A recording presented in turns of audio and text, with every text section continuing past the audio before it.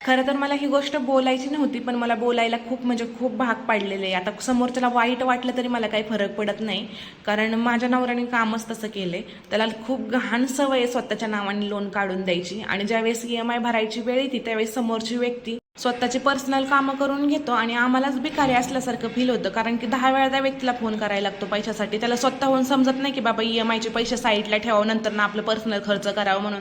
मग हे दर महिन्यालाच चालू, आणि यांच्यामुळे आमच्या दोघांच्यात भांडणं चालू होतात. ते हे देताना देऊन टाकतात पैसे, आणि नंतर ना अंगलट आलं की मग मला विचारतात प्रतीक्षा काय करू. आता मी काय सांगणार आहे काय करू, तुम्हाला समजत नाही का देताना काय करायचं आणि काय नाही ते.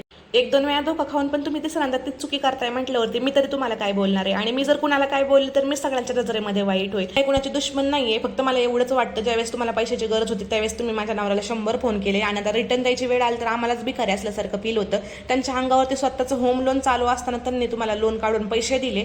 या गोष्टीचं थोडे तरी जाण ठेवा, कारण ते एकटेच जॉब करतात. मी हाऊस वाईफ आहे, छोटं बाळ आहे आमच्या घरामध्ये, मी काय जॉबला जाऊ शकत नाही बाळाला सोडून. आणि मला या सर्व गोष्टींचा मानसिक त्रास होतो आणि खूप राग आलेला आहे.